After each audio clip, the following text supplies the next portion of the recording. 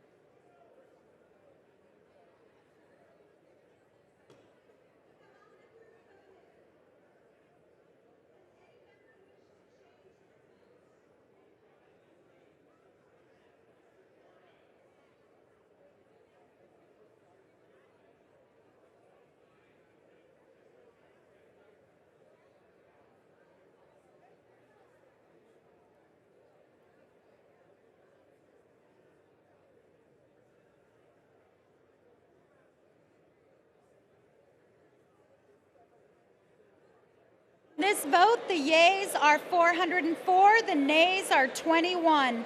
Two-thirds being in the affirmative, the rules are suspended. The bill is passed, and without objection, the motion to reconsider is laid on the table.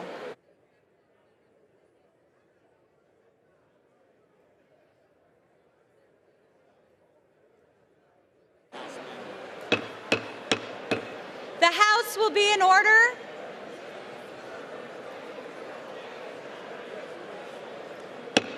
The House will be in order.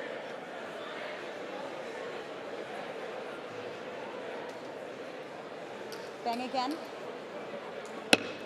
The House will be in order. Congress, please clear the well.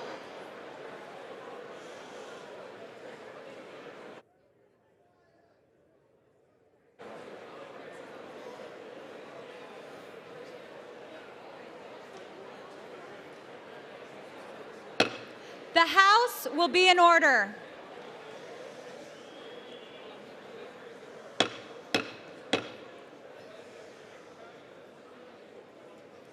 The House will be in order. For what purpose does the gentlewoman from California seek recognition? Madam Speaker, I ask unanimous consent to speak out of order for whatever time I may consume. Without objection, the gentlewoman is recognized. Madam Speaker, our founders envisioned a people's house. The House will be in order. Thank you, Mr. Lewis. This is very important. We're going to observe the 40th anniversary of C-SPAN. You ready for that? Are you braced for the excitement of it all? And if that's not enough for you, today is my birthday.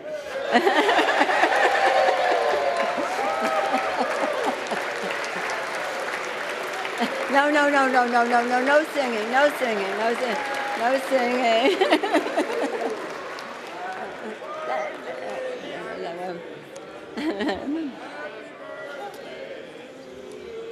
Thank you so much, and I will convey those good wishes to C-SPAN as well. Madam Speaker, our founders envisioned a people's house that would be transparent and accountable to the American people. The very first House sessions were made open to the public, the very first House session, so that the American people could see our debates and have their voices heard. I rise to honor an institution that powerfully honors that legacy, ensuring that our sessions can be a town hall for the nation, the Cable Satellite Public Affairs Network, C-SPAN. Since its founding 40 years ago, C-SPAN has offered tens of millions of Americans a front-row seat to democracy, training its unblinking eye on Congress and the campaign trail, presidents and parliaments, and so much more. We all know C-SPAN is a pillar of our public discourse and a beacon of unbiased reporting, an institution so committed to objectivity and impartiality that its founder never once uttered his own name on the air throughout 33 years of interviews, roundtables, and lectures. Thank you, Brian Lamb, for your service to our democracy. Is he there?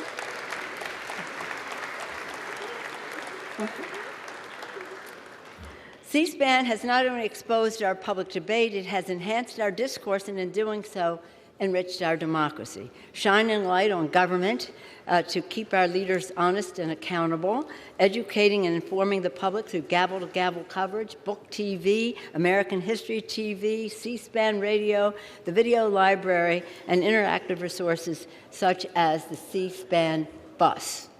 Let's hear it for the C-SPAN bus. And renewing the promise and purpose of our American democracy, a government of, by, and for the people. In his first speech, this is the first speech ever televised by C-SPAN, our former colleague, then Representative Al Gore, spoke prescient words about its power. Al Gore said, "The marriage of this medium and our open debate have potential to revitalize representative democracy, offering a solution for the lack of confidence in government. Our country has been strengthened by C-SPAN's progress to deliver on that promise, revitalizing our democracy so that people can have confidence that this institution works for the public interest. On behalf of the House of Representatives, well, I did want to tell you some C-SPAN stories about what children have said about what they've seen when they've watched Congress in session, but I'll save that for another day. On behalf of the House of Representatives, thank you to founder Brian Lamb and the entire C-SPAN family for your enduring contributions to the public debate and to our American democracy. Congratulations on 40 years. Madam Speaker, I'm pleased to yield to the distinguished leader, Mr. McCarthy. Madam Speaker, I want to thank the Speaker for yielding. I also want to wish her a very happy birthday. Madam Speaker, I rise to celebrate a milestone in the history of open and accessible government. Now, many of us here and across the country were first introduced as a child to how government works through our Saturday morning cartoons and Schoolhouse Rock, I'm Just a Bill on Capitol Hill. But by giving life to the animation, C-SPAN has taken the education and turned it into experience. And over the last 40 years, C-SPAN has ensured the country experienced some of the most consequential and memorable moments that transpired right here with this body. On the 50th anniversary of the Selma Civil Rights March, John Lewis reminded us of the quiet dignity of the 600 Americans who put their lives on the line that this nation might live up to the promises made in its founding documents. As John Lewis said, our country will never, ever be the same because of what happened on this bridge. C-SPAN was there. At the height of the Iraq War, Sam Johnson, a Vietnam veteran and POW, gave a powerful salute to our soldiers and taught us an important lesson about patriotism and service before self. We are better as a country because of the example of Sam Johnson set. C-SPAN was there. And throughout these 40 years of experiences that have changed the culture of history, from the contract with America to the election of the first woman speaker, it had even captured the lighthearted moments of humor that can make their way into times of very serious debate. C-SPAN captured it all. This is important because of the rise of the internet, and the new media environment has only reinforced the need for C-SPAN's unfiltered coverage and unbiased programming. Now more than ever, people must be able to form their own opinions. They need objective coverage, access to balanced analysis, and the opportunity to debate their views with others in good faith. C-SPAN does just that. Madam Speaker, James Madison believed that representative government did more than cater to individual interest. He said one of its key advantages was that it refined and enlarged the public view about the common good. For the last 40 years, C-SPAN has been an irreplaceable tool for accomplishing Madison's vision. I know I speak for the whole House in congratulating C-SPAN for 4 decades of coverage. I yield back.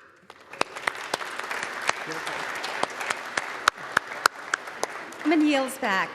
Pursuant to Clause 8 of Rule 20, the unfinished business is the vote on the motion of the gentleman from Arizona, Mr. Grijalva, to suspend the rules and pass H.R. 297, on which the yeas and nays are ordered. The clerk will report the title. H.R. 297, a bill to extend the federal recognition to the Little Shell Tribe of Chippewa Indians of Montana and for other purposes. The question is, will the House suspend the rules and pass the bill? Members will record their votes by electronic device. This is a 5-minute vote. Do I gavel? No. No.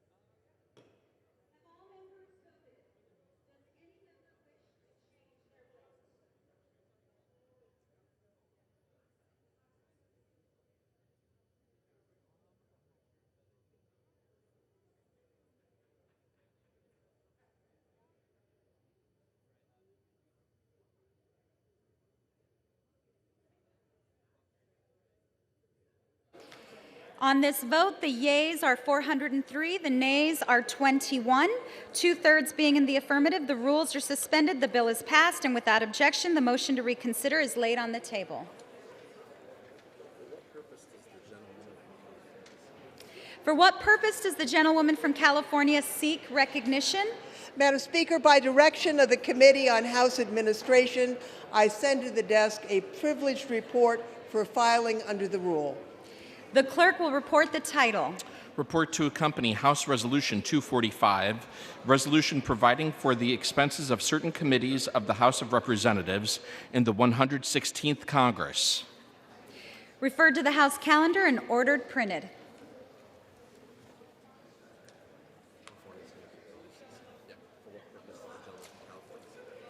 For what purpose does the gentleman from California seek recognition? Madam Speaker, I ask unanimous consent that the Committee on Armed Services be discharged from further consideration of S-252 and ask for its immediate consideration in the House. The clerk will report the title of the bill. Senate 252, an act to authorize the honorary appointment of Robert J. Dole to the grade of colonel in the regular Army. Is there an objection to the consideration of the bill? Without objection, the bill is read a third time and passed, and the motion to reconsider is laid on the table.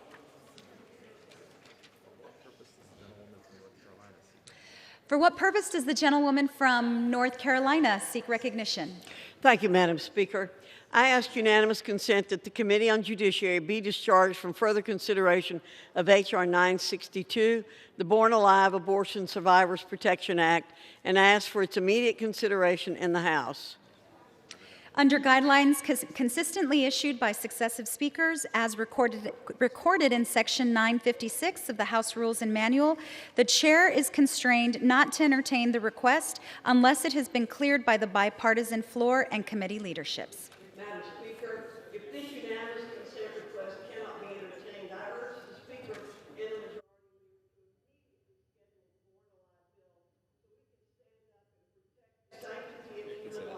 The gentlewoman is not recognized for debate.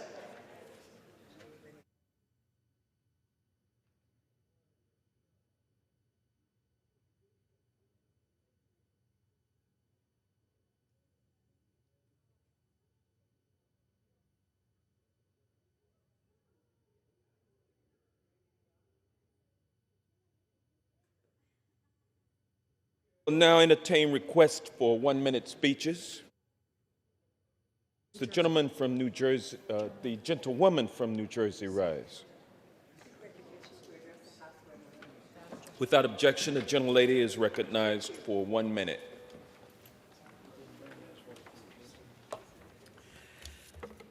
Mr. Speaker, I rise today to call out a growing, insidious threat to women.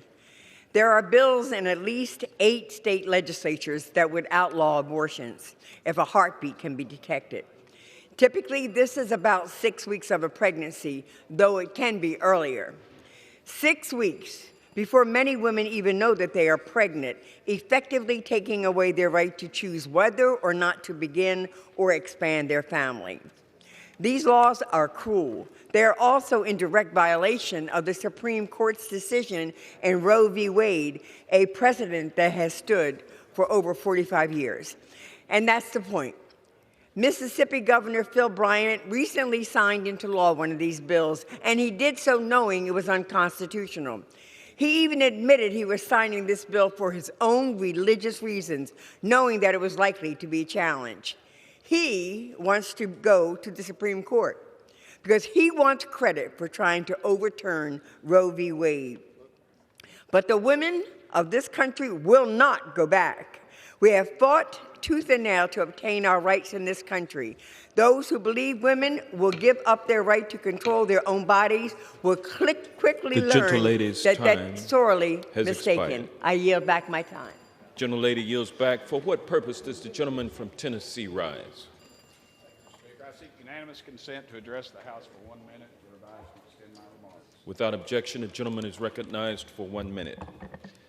Thank you, Mr. Speaker. I rise to speak out against the plague known as anti-Semitism. We witnessed it in Charlottesville. We suffered through the killings at the Tree of Life Synagogue in Pittsburgh, Mr. Speaker, and we saw it again recently here in Congress. Anti-Semitism is a condition that has afflicted our world for many centuries and ranges from written and spoken words to the mass murder of 6 million Jews in the Holocaust. Each of us must speak out and condemn it in clear and certain terms whenever it appears, Mr. Speaker. In Knoxville, my late father and mother and I, along with our good friend Bernie Bernstein, helped build with our own hands a memorial to the 6 million. Just a few months ago, I traveled to Israel and saw firsthand how the Holocaust affected the Jewish people and how they created a new and dynamic democratic state in the Middle East. As I heard someone say yesterday, Israel is an oasis of democracy in a conflicted region. And support for Israel is not a Jewish issue, it is an American issue, Mr. Speaker. But, Mr. Speaker, the truth is, support for one of our nation's staunchest allies and anti-Semitism, they cannot coexist. As we remember the Holocaust and protect the democracy of Israel, let's join together in condemning anti-Semitism in whatever form it appears, whether in our neighborhoods or here on the House floor. Mr. Speaker, I yield back my time, and thank you, sir. Gentleman yields back. The chair will receive a message. Mr. Speaker, a message from the President of the United States. Mr. Speaker, Madam Secretary. I am directed by the President of the United States to deliver to the House of Representatives a message in writing.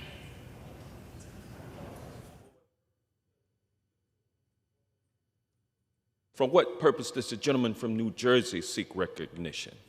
Mr. Speaker, I ask unanimous consent to address the House for 1 minute, revise and extend my remarks. Without objection, the gentleman is recognized.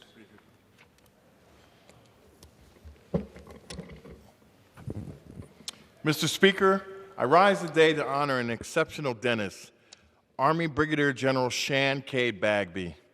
General Bagby is the first African-American Army dentist to be promoted to the rank of general. And he is the first ever African-American to serve as chief of the Army Dental Corps. General Bagby was born in Newark, New Jersey. When he was 8 years old, General Bagby went to the neighborhood health clinic and met an African-American dentist. That visit, more than 40 years ago, inspired him to become a dentist himself. When General Bagby graduated from Columbia High School in Maplewood, New Jersey, also in my district, he went to Rutgers University to study physics. Today, General Bagby is a rising star in the U.S. Army. He is an inspiration to young people across the country who dream of becoming a dentist. I ask my colleagues to join me to honor Brigadier General Shan K. Bagby for his service to our country, and I yield back the balance of my time. The gentleman yields back. For what purpose does the gentleman from Georgia seek recognition? Yes, Mr. Speaker, I ask unanimous consent to address the House for 1 minute and to revise and extend my remarks. Without objection, the gentleman from Georgia is recognized. Mr. Speaker, I rise today with a heavy heart to commemorate the life of Dr. Lloyd Darby III. Dr. Darby was a Georgia 12 native and lifelong resident of Vidalia, Georgia, and the lasting impact he leaves behind on behalf of the local community, his friends, and his family will be remembered for generations. With a deep love for our nation and a strong passion for serving others, his many years as a U.S. Navy lieutenant, prominent dentist, and instrumental political figure speaks volumes about his character. Dr. Darby was a former chairman of the Toombs County Republican Party, district chairman and member of the state GOP board, and a delegate to the 1972 and 1976 Republican National Conventions. Additionally, he served as chairman of the Friends of Mattingly campaign during Matt Mattingly's tenure as U.S. Senator.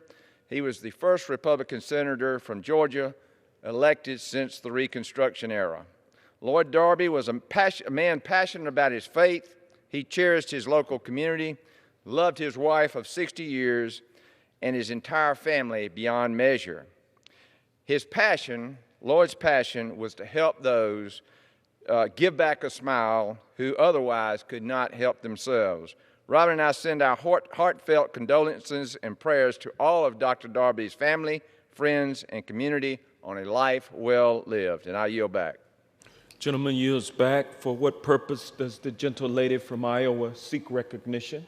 Yes, Mr. Speaker, I ask unanimous consent to address the House for 1 minute and to revise and extend my remarks. Without objection, the gentle lady is recognized.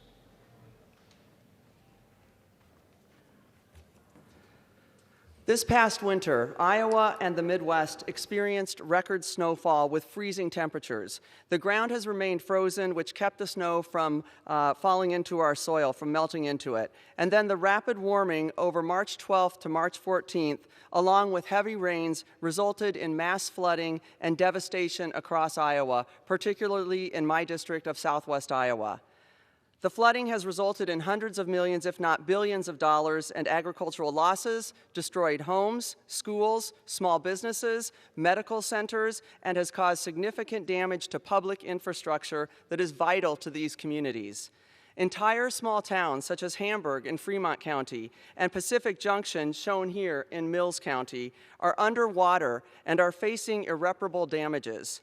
Communities are without sanitary water. The lasting effects on the health and well-being of Iowa families is beyond calculation, and the flooding is still ongoing. We have yet to see probably some of the worst of it. I'm grateful that the President declared a disaster emergency declaration to support efforts to guarantee public safety and rapid recovery.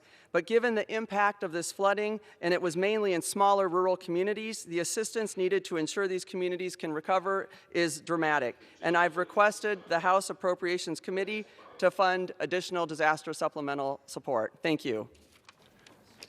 The gentle lady yields back. Further requests for 1-minute speeches? There being none, under the Speaker's announced policy of January 3rd, 2019, the gentleman from California, Mr. Garamendi, is recognized for 60 minutes as the designee of the Majority Leader.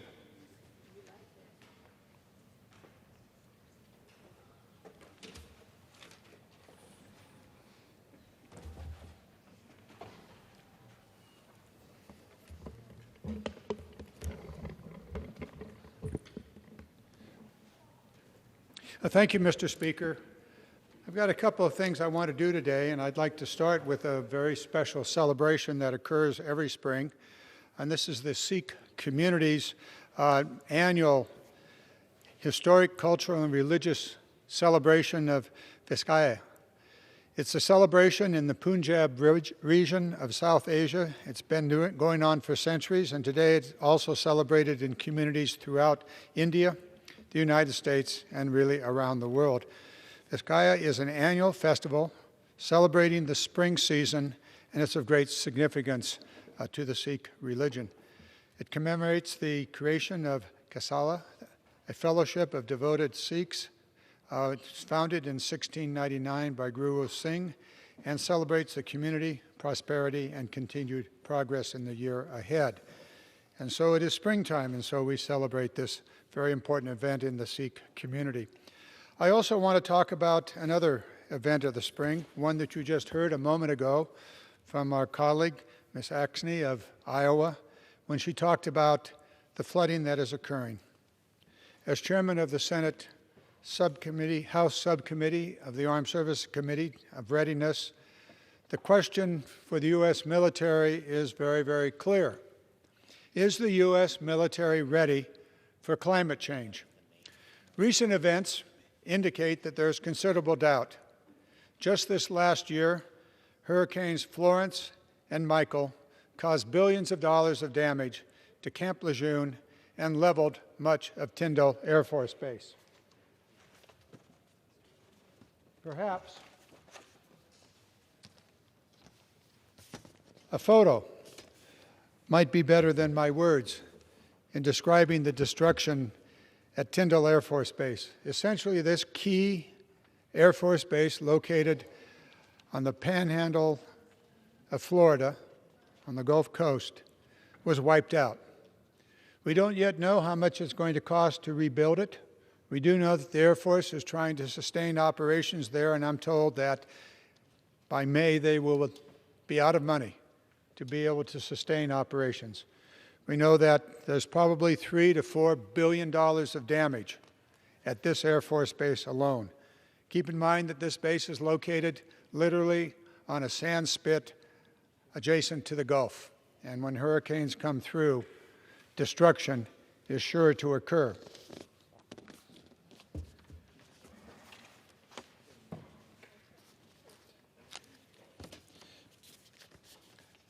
Every Marine knows this place, Camp Lejeune. It too was hit by a hurricane, not the winds, but the deluge that came with the hurricane. Flooding wiped out a large portion of the base. As you can see, a tree did something that no Marine would ever want to have happen, and that is take out their barracks. But this base, too, sustained substantial damage as a result of the hurricane and the flood that was precipitated by the hurricane. This is also a $3 to $4 billion event. The rebuilding of Camp Lejeune and Tyndall raises a serious question for those of us who must decide on the appropriations. Should we even return to these locations, which we know are going to be hit once again, and perhaps multiple times in the future?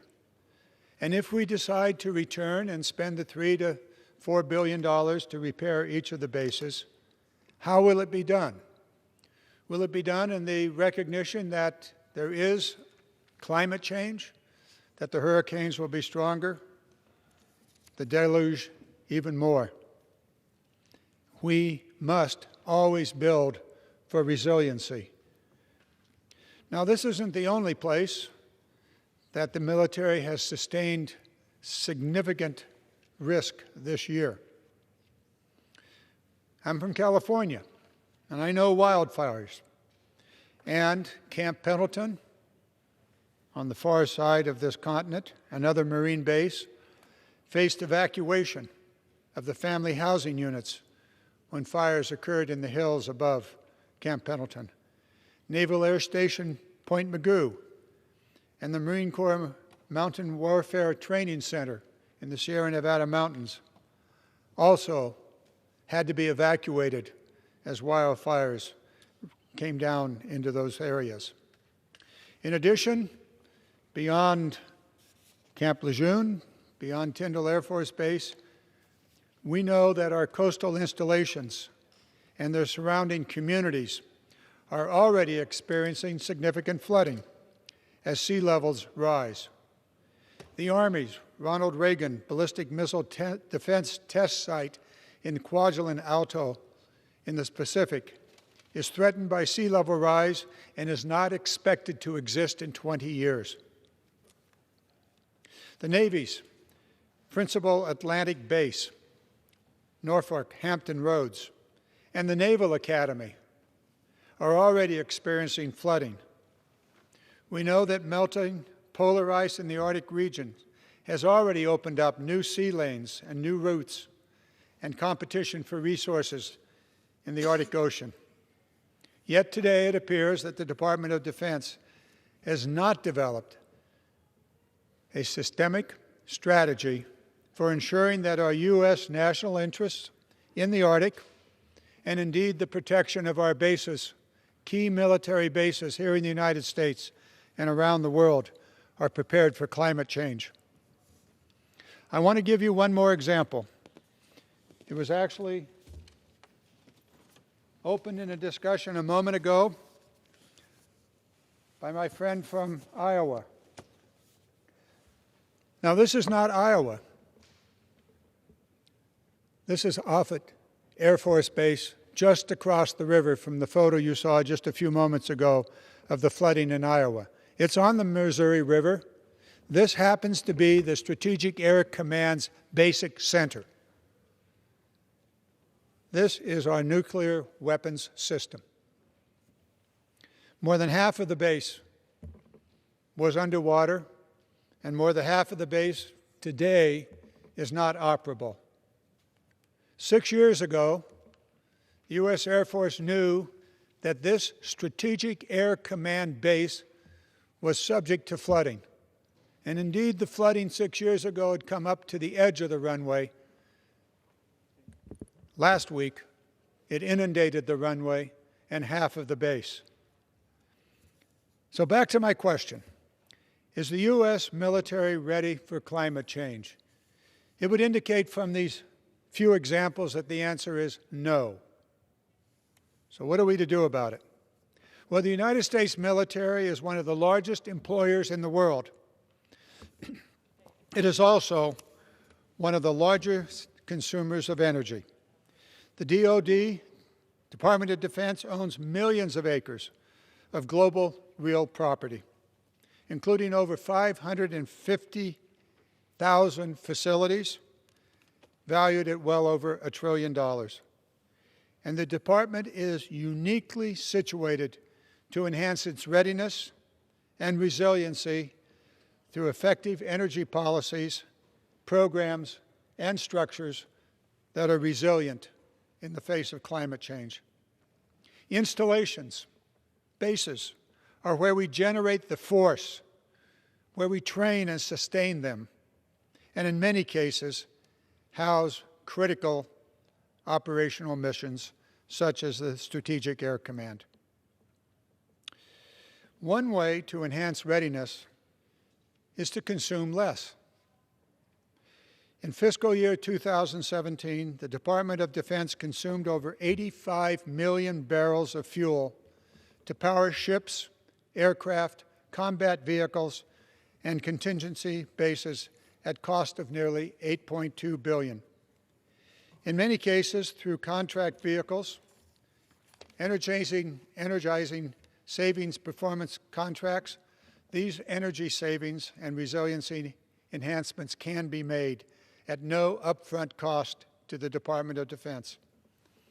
In contested environments, such as Afghanistan, Syria, Iraq, better fuel consumption extends the range and mitigates the risk to our military. The resupply of energy is one of the most dangerous things that occurs in military operations, and resupply convoys are targeted. Naval vessels are vulnerable during at-sea replenishment, and for those austere land-based sites in remote locations supporting contingency operations around the world, lower fuel and water consumption rates are an essential readiness enabler, helping that facility to maintain a lower profile at far less risk. It is essential that our bases and our facilities recover quickly from extreme weather events and from energy disruptions that impact mission capability.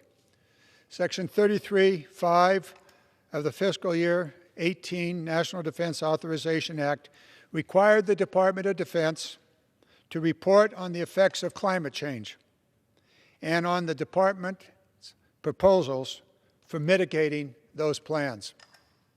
We have that report in hand, and only days after we received it, Camp Lejeune was flooded, Tyndall was wiped out, and now Offutt is flooded.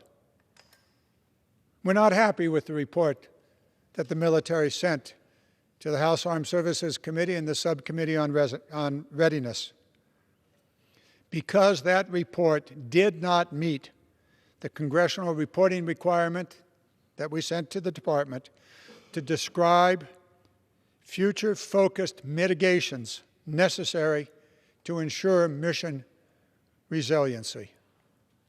We're not going to stop.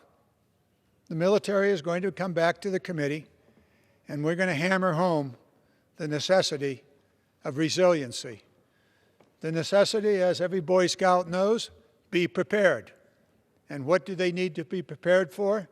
Certainly for their missions, whatever that might be, whether it's the Strategic Air Command or the Marines or the Air Force, but also to be prepared for the inevitable effects of climate change. Now, to ensure that the military can perform its national defense mandate, the Department of Defense must plan for the vagrancies and exigencies that exist as a result of climate change. The 2014 Climate Change Adaptation Roadmap that the Department put out noted that rising global temperatures, changing precipitation patterns, climbing sea levels, and extreme weather events will intensify the challenges of global instability. Hunger, poverty, and conflict are the inevitable results of climate change and the effect on communities all around the world.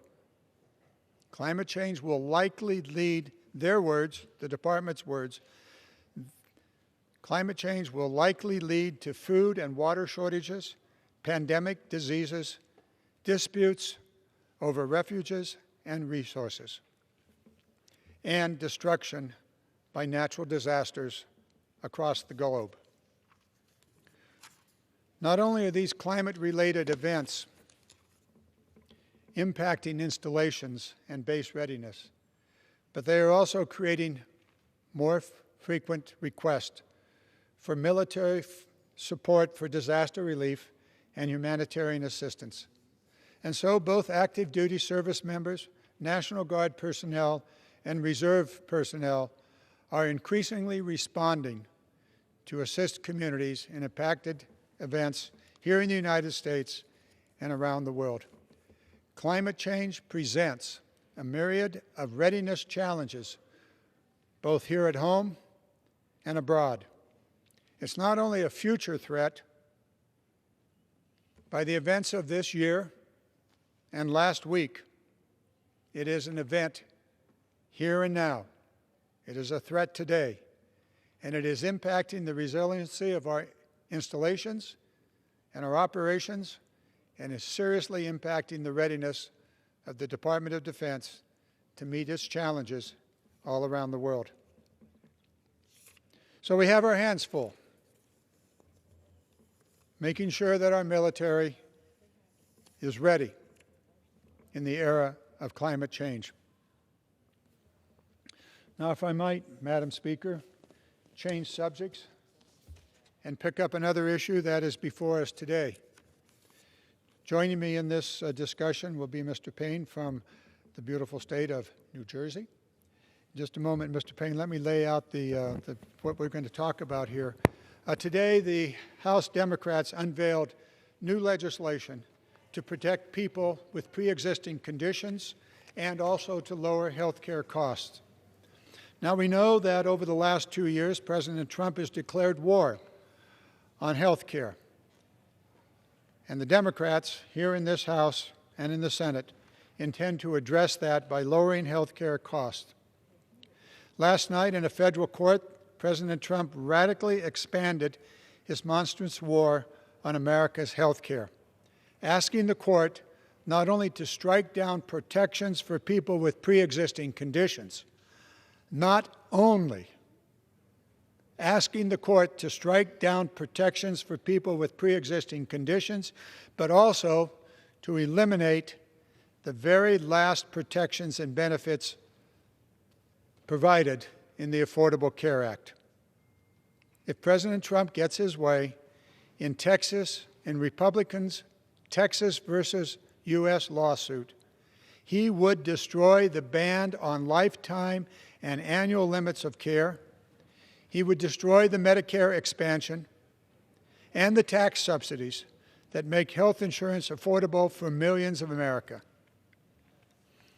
Now, on the very first day of the 116th Congress, the House Democrats voted to throw the full legal weight of the House of Representatives against what President Trump is attempting to do in the Texas versus U.S. lawsuit.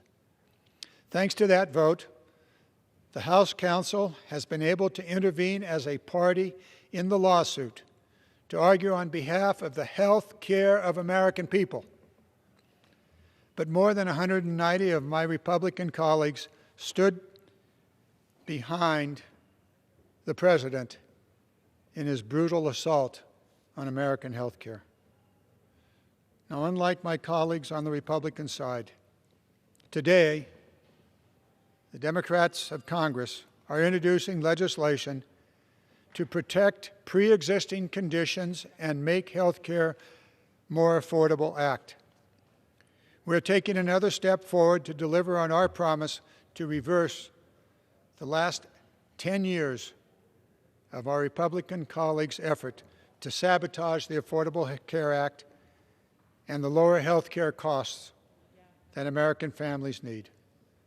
There are three parts to the legislation: lowering health care insurance premiums with strengthened and expanded affordable assistance, expanding the tax credits that make health care insurance more affordable to more middle-income families, and making them more sustainable to all of those who are eligible.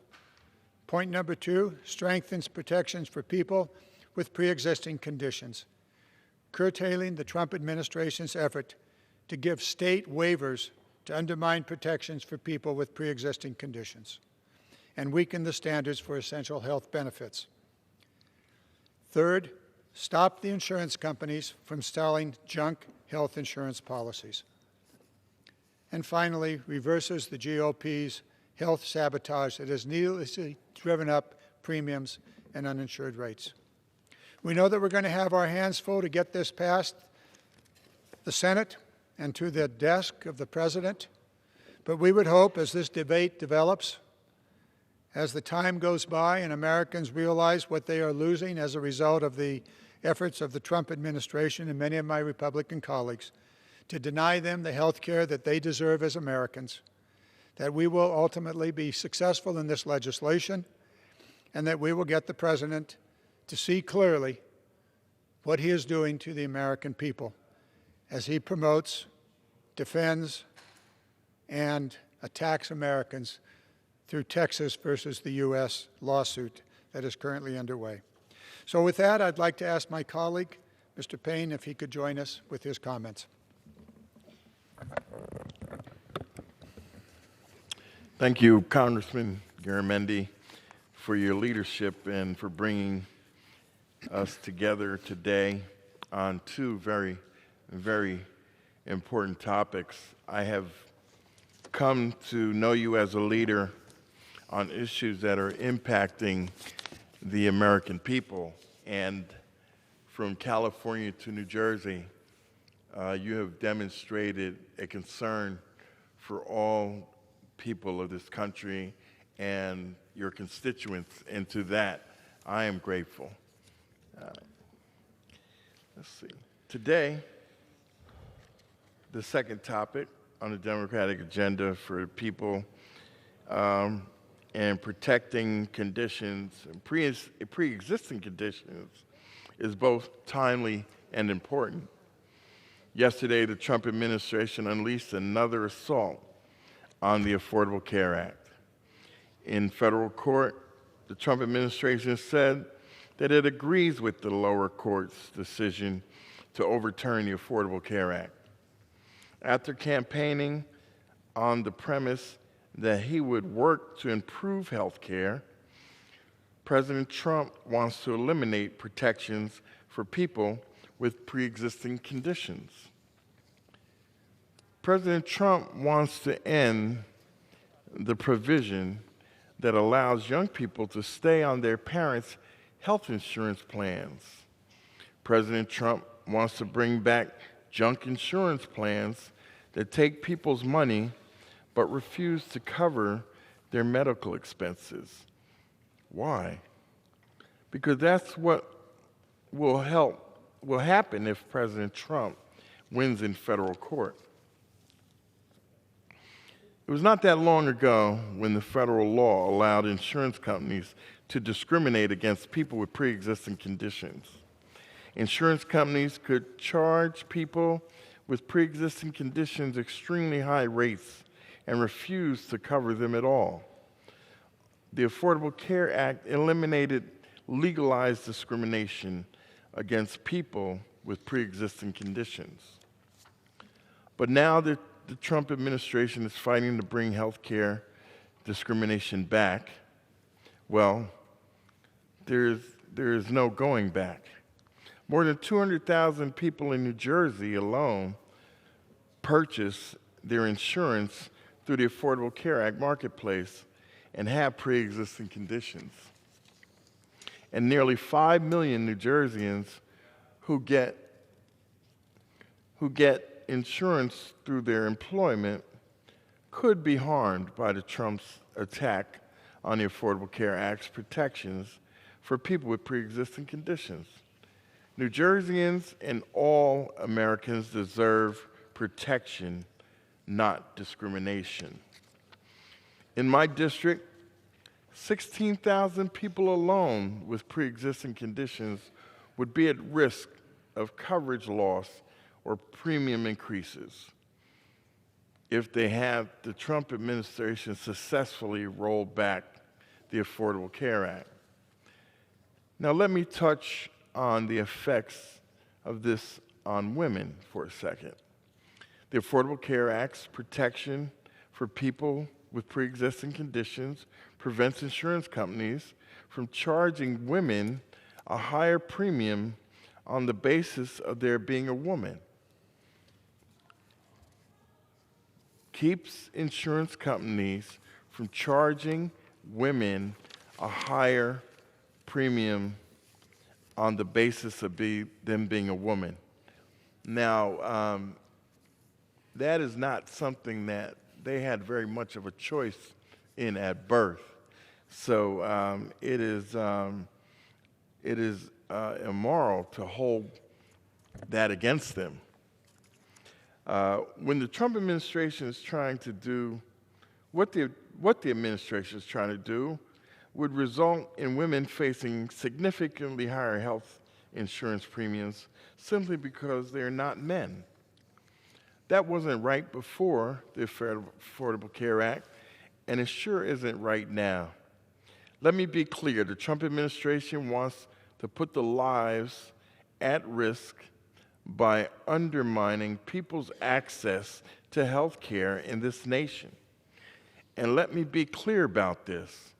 I will keep fighting, along with the gentleman from California, to ensure that all Americans' health care is protected.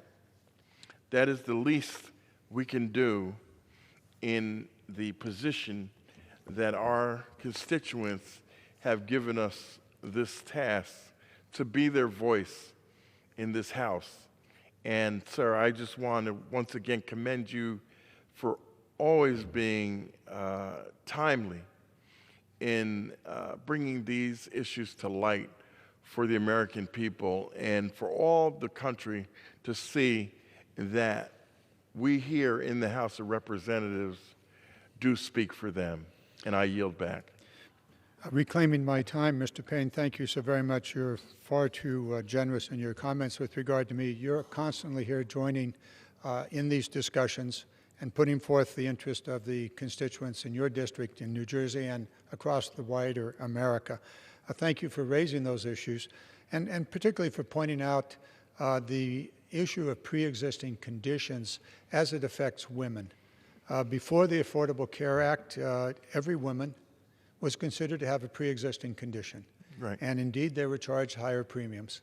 That's not the case with the Affordable Care Act in law, but if the Texas case is successful, if the president is successful in his arguments before the court and it's carried on, then those protections for women, more than 50% of the American population, will be gone. And beyond that, the expansion of the Medicaid programs, those too will be gone. And for people with pre-existing conditions, people that have diabetes or high blood pressure, their protections will be gone.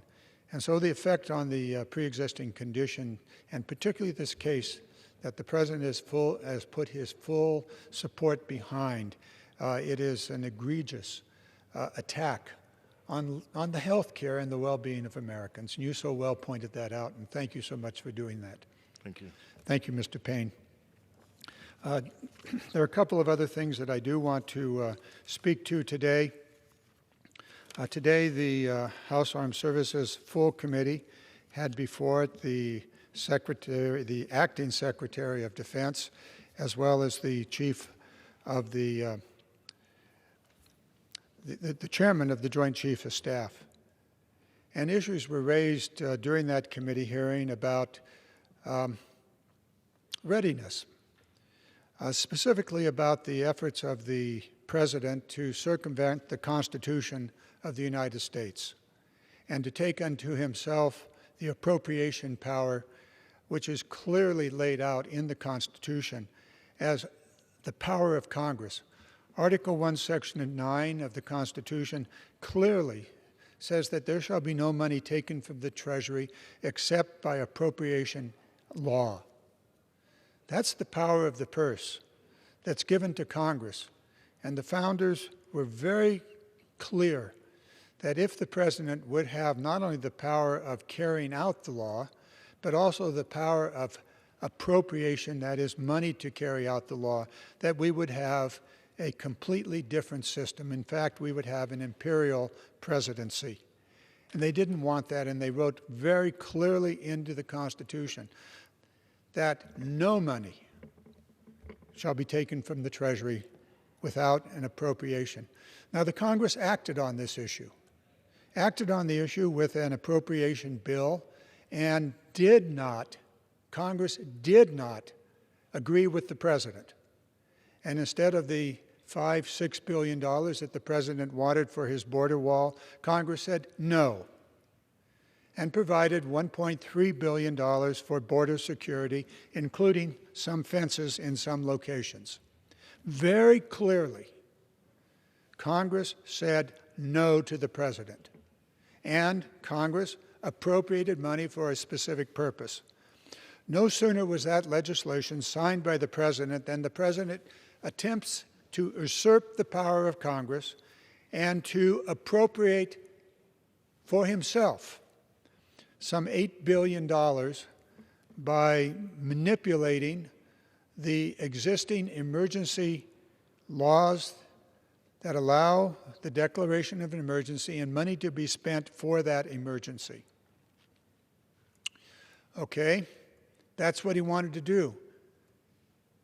Be clear in understanding that this is the attempt by the President to appropriate money in an unconstitutional and, I believe, an illegal way.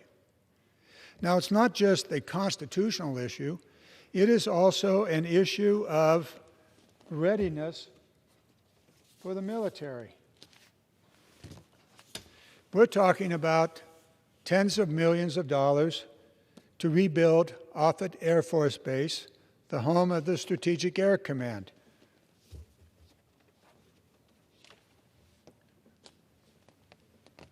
We're talking about $3 to $4 billion to rebuild Camp Lejeune, one of the two major domestic bases for the U.S. Marine Corps.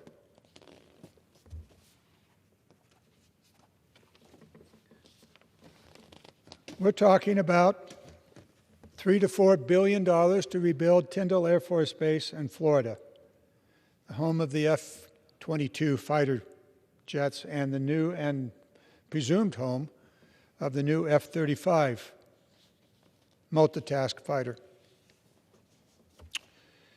So, we should ask, if the President is able to divert $6 to $8 billion from the military construction account, which we call MILCON, and use it for his border wall, where are we to find the money? The $3 to $4 billion to rebuild Tyndall, the $3 to $4 billion to rebuild Camp Lejeune, and all of the other bases across the United States and around the world that face climate change. Where are we going to get the money? Well, if you happen to be a deficit hawk, you're going to get excited about the prospect it's going to be borrowed money.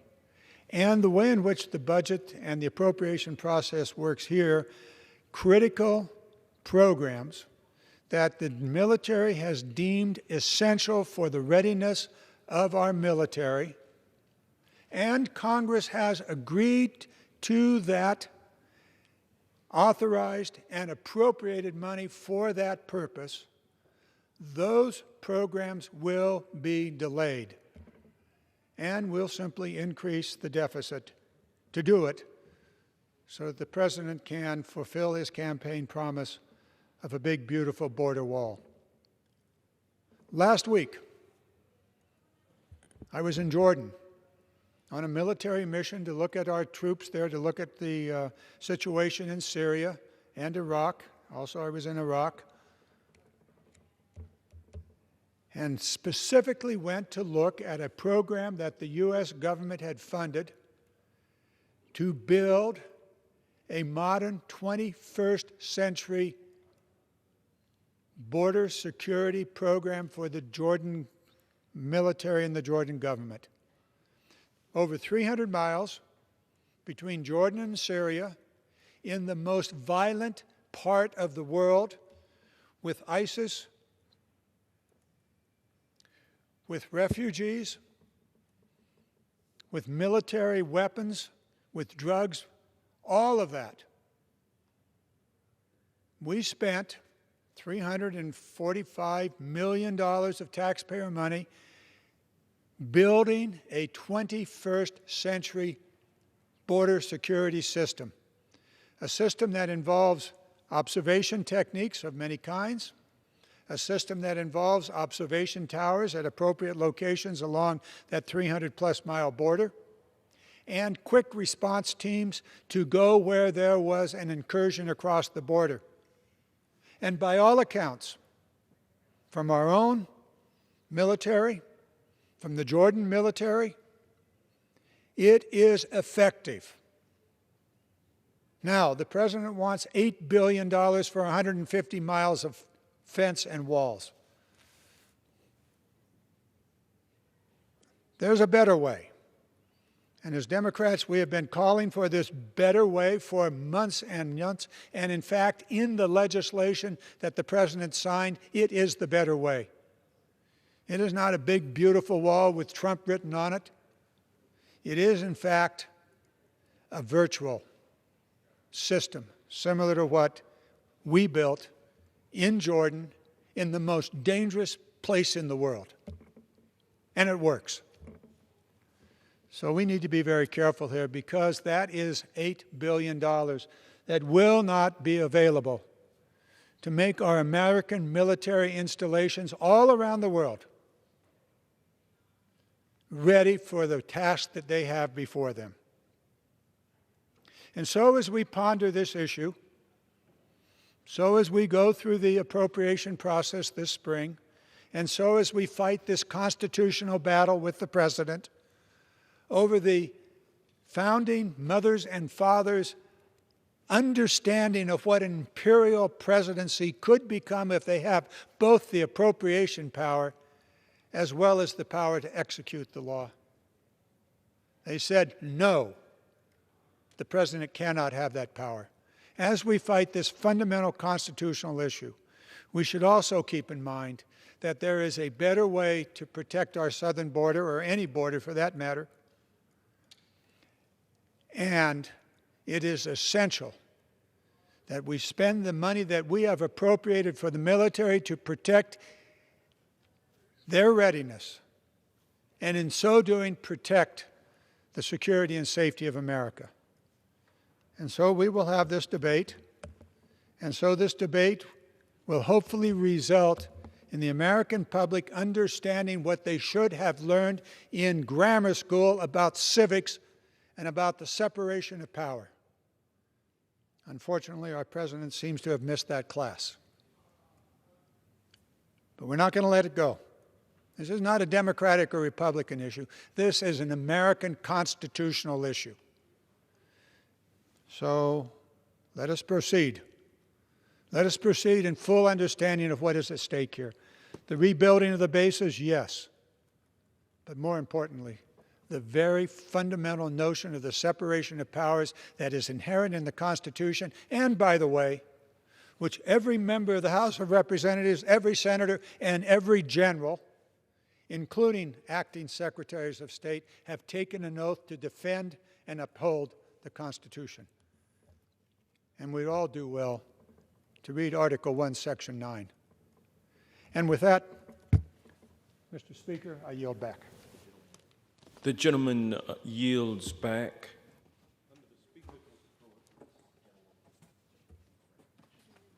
purposes does the gentlewoman from Pennsylvania seek recognition? Mr. Speaker, I ask for unanimous consent to address the House for 1 minute and to revise and extend my remarks. Without objection, the gentlelady is recognized for 1 minute. Thank you very much.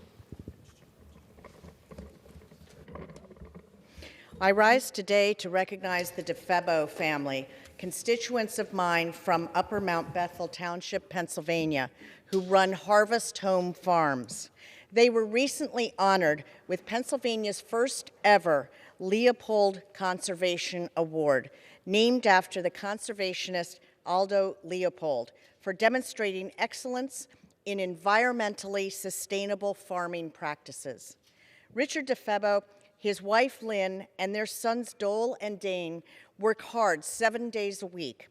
Their days are long, and as Richard says, it's a family effort that only works because everyone pitches in. In Richard's words, it all starts with the health of the soil. Less runoff means cleaner creeks and rivers, which lead to cleaner air. It benefits the whole community. You need to protect those resources, or there's not going to be anything left for the next generation. Congratulations to the DeFebo family, not just for this award, but for their dedication to being responsible stewards of the earth and for the powerful example they are setting. Thank you, Mr. Speaker. I yield back. The gentlewoman yields back. Under the chair lays before the House the following message. To the Congress of the United States, Section 202D of the National Emergencies Act provides for the automatic termination of a national emergency unless, within 90 days before the anniversary date of its declaration, the President publishes in the Federal Register and transmits to the Congress a notice stating that the emergency is to continue in effect beyond the anniversary date.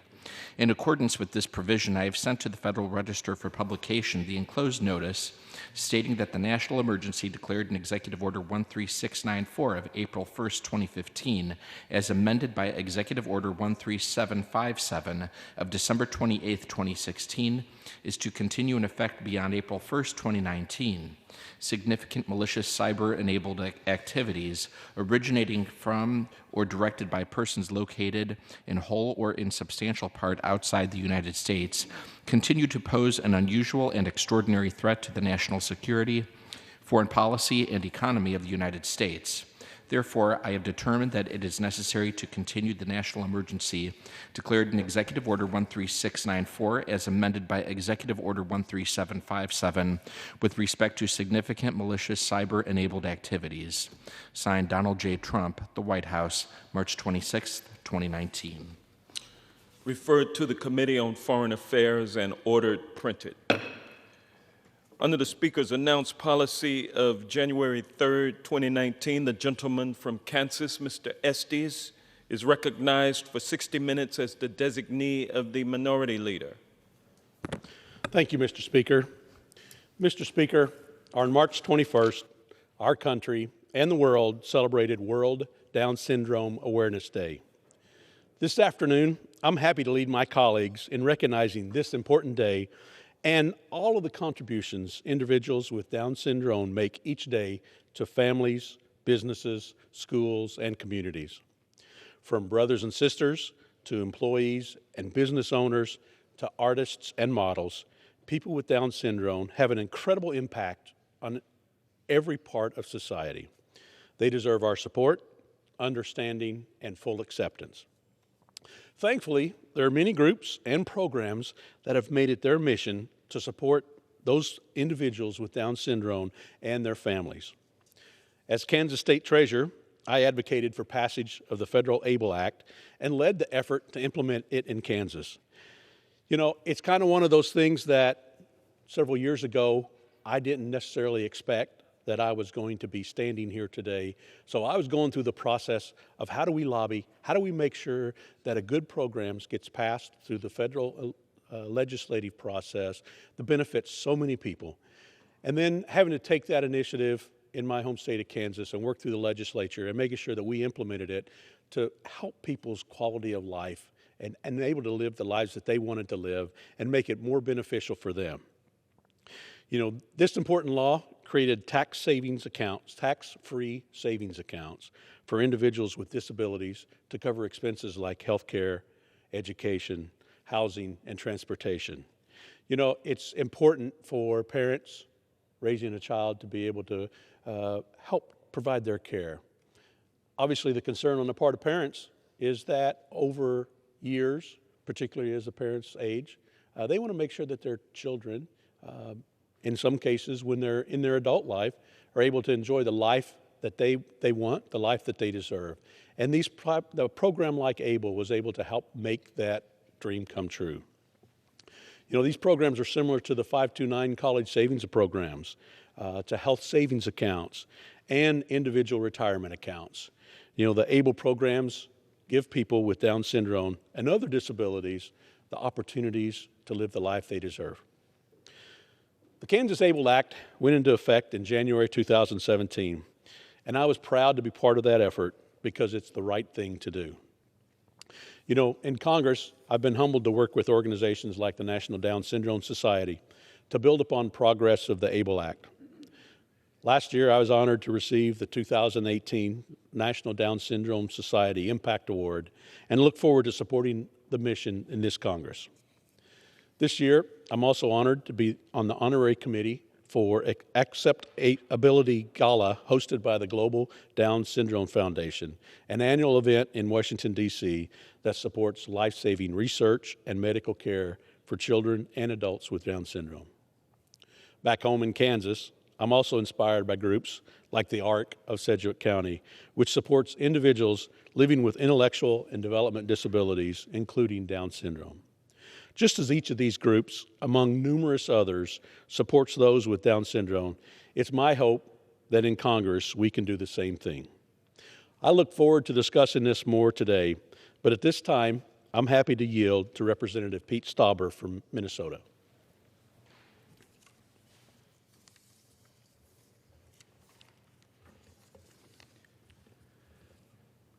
Thank you, Mr. Speaker.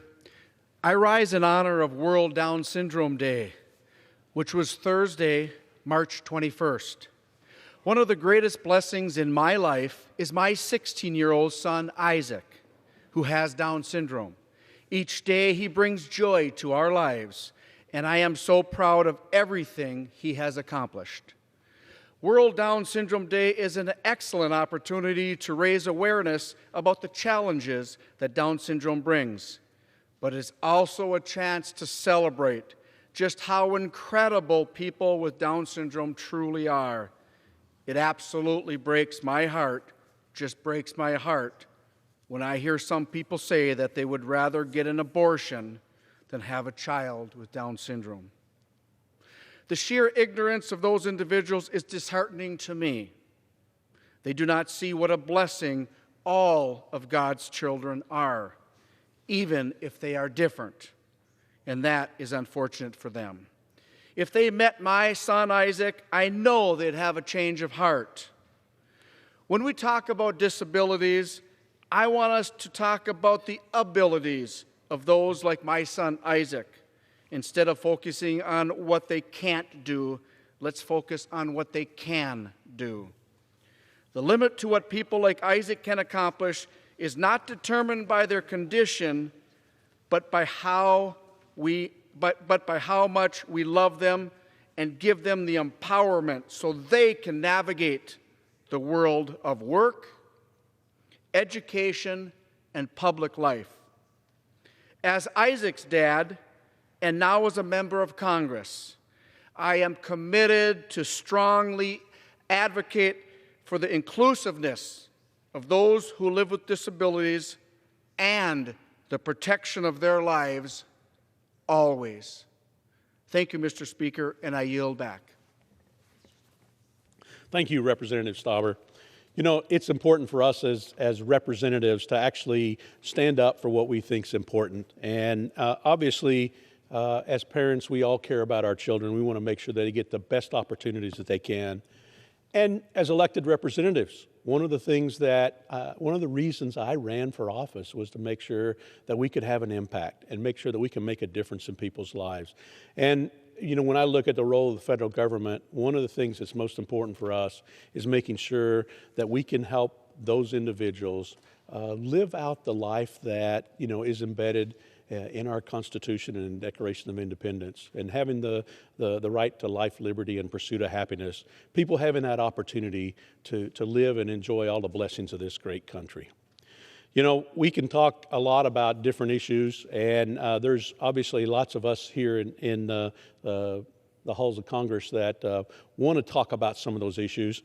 One of the next speakers is my good friend from Arkansas, Representative French Hill, who wants to weigh in on this subject as well. I thank my friend from Kansas. Appreciate him organizing an opportunity to come to the House floor and talk about this important issue. As the father of 2 children, I've been committed to policies for a safe and enduring future for all kids, and understand that we have to ensure the protection of kids no matter what their walk in life, particularly those with developmental disabilities. And Mr. Speaker, over 200,000 in the United States live with Down syndrome. 1 in 792 babies born with this genetic disorder. And while there have been great advances in medical research and public policy to enhance the lives of those affected by Down syndrome, there's still much work to be done.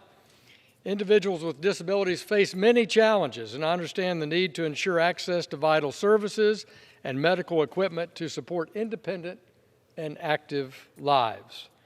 This is critical to help effectively live with Downs. Getting our kids the proper development path at a young age helps them ensure they'll be healthier adults with a bright future. For over 20 years, I've watched with such pleasure young people begin to build that proper developmental path at Access Academy in Little Rock or Easter Seals Academy at Riverdale. As a former member of the board of directors of Arkansas Children's Hospital, I saw firsthand how important it was that parents are given the tools they need to keep their children healthy, and this is particularly important for families that have a child with a disability. Back in 1990, President George H.W. Bush signed the ADA into law, the Americans with Disabilities Act, and I was proud to have been working on President Bush's staff at that time. It was an amazing piece of legislative work that brought this Congress together that has benefited thousands and millions of Americans and families since. So I look forward to working with my colleagues to build upon that legislation so that all Americans can reach their full potential, no matter what challenges they face. And I continue to support efforts that provide services to individuals and families that are impacted by Down syndrome. Regardless of political ideology, I think we can all agree every single child deserves protection. And when I think about the kids over the past 2 decades that I've watched grow up who had incredibly nurturing parents that got them on that developmental path in the right way, that sacrificed so that they had that opportunity to talk about what my colleague did in the pursuit of happiness. And I see them smiling at workplaces when I visit in Conway, North Little Rock, that they have a job, that they're out working, that they have that self-sufficiency and excitement of the work they do. And it gives me such a warm feeling to see their success with all the hard work they've put in to that pursuit of happiness. Finally, Mr. Estes, I have to say, and I don't think it should be left unsaid today, that a right to abortion should not extend to children with traits deemed undesirable or inconvenient. Would we throw away a life so casually if a child had the wrong color eyes or off-texture hair? Of course not. So if a child does not fit the physical or developmental ideals of the parents, they should be treated with the same degree of medical attention, love, and care as any other child. And as a proud Catholic and proud pro-life member of Congress, I believe we need to value life. So I thank my friend from Kansas for hosting this important event today to talk about Down syndrome and the love we have for our American citizens that live with Down syndrome and the affection we have and support we have for their families. And I yield back to my friend from Kansas and thank him for his invitation. Well, thank you, Representative Hill. It's tremendous to be able to work with representatives like you and that have a goal to focus on how do we make life better, how do we provide opportunities for individuals. You touched on a sad part in society today where so many people seem to think that it is right that just because of some particular trait that the parents don't necessarily like, that they're able to kill individuals because of that through abortion. When we're talking about Down syndrome and the awareness of that, it's a sad fact that we've got to address this issue. We've got to address that extreme discrimination that some individuals that want to impress upon those people who may have Down syndrome, even before they have a chance to live a life. In the United States, 2/3, 67% of babies diagnosed with Down syndrome while in the womb are aborted. In countries in Europe, it's even worse. In France, the rate is 77%. In Denmark, it's 98%. And in Iceland, it's nearly 100%, where late-term abortions are allowed if the baby has a deformity, which includes Down syndrome, to quote a CBS News article. In a society where Down syndrome individuals can have a wonderful quality of life and pursue their dreams, this discrimination needs to be brought to light. We live during a time when there's so much medical innovation, so many opportunities, so many brilliant things that our doctors are developing. We need to make sure that we capitalize on that innovation, make sure that we allow people the opportunity to live a full life and live the opportunities that they enjoy. This innovation, unfortunately, has been used by individuals to determine the sex, determine if the child's healthy, determine if the child has certain traits, and in some cases, for positive reasons, to determine whether there's some medical necessity to operate while in the womb to make sure that individual, that child enjoys quality of life. However, we need to make sure that testing process never gets corrupted, never gets used in a discriminatory way, and it's never used to justify abortion. It's a sad fact that we're seeing so many things being talked about in an abortion arena nowadays, and so many people beating that drum. We've got to stand up. In our country, we want to be able to stand up for people's rights, and we want to be able to stand up for the opportunities for babies to live and have the opportunity to live the life that we all enjoy as well. I'd now like to allow another one of my fellow colleagues the opportunity to speak and talk about this very important issue. So right now, a gentleman from Texas, Representative Babin. Thank you to my great colleague from the state of Kansas. Thank you for having this. Mr. Speaker, on March 21st, we celebrated World Down Syndrome Awareness Day. What an appropriate thing to celebrate, as individuals with Down syndrome make incredible contributions to society every single day that should be acknowledged and appreciated.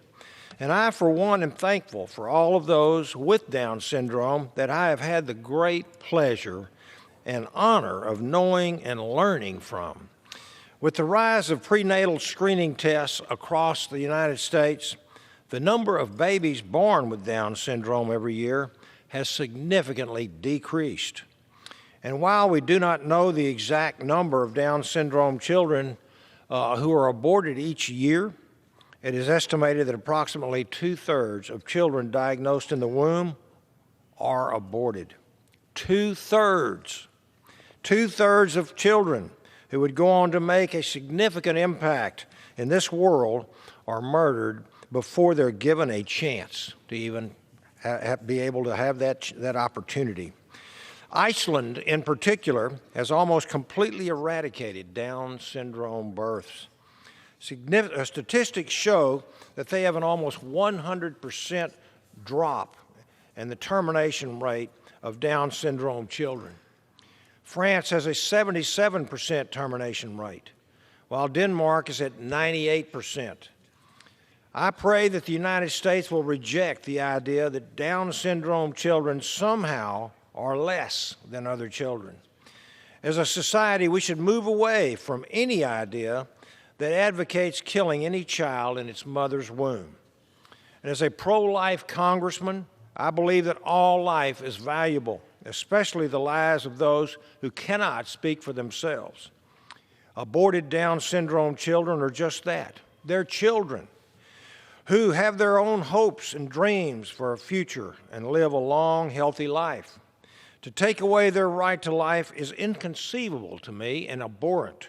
I will continue to fight for legislation that protects every single unborn child, regardless of whether or not they have an extra chromosome. I thank you, and I yield back. Thank you, Representative Babin. I appreciate those words. You know, us as fellow colleagues have such an important role trying to work on how do we bring forth those American principles and opportunities for everybody. That's right. Thank you very much. Thank you. Thank you. You know, in recent months, we've seen politicians from states around the country embrace late-term abortions and openly discuss infanticide. You know, individuals with Down syndrome would be among the most severely impacted by these tragic policies. To help respond to that, my colleagues and I have repeatedly called to bring forward the Born Alive Abortion Survivors Protection Act to the floor for a vote. This straightforward bill would require healthcare practitioners to give the same care to a child who has survived a botched abortion just as they would any other newborn child.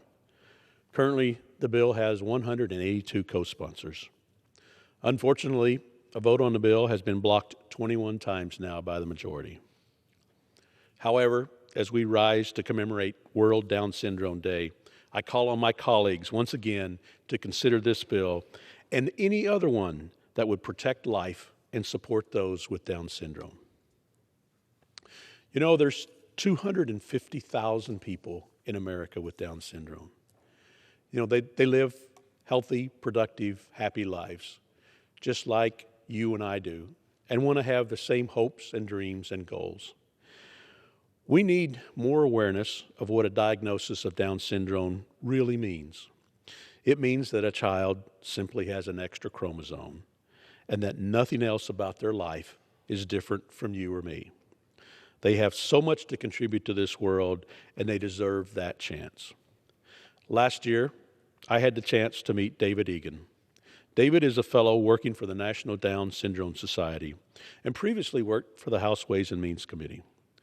When I met him, he told me how much he wanted to help others with Down syndrome accomplish anything they wanted to do, just as he has done in his own life and career.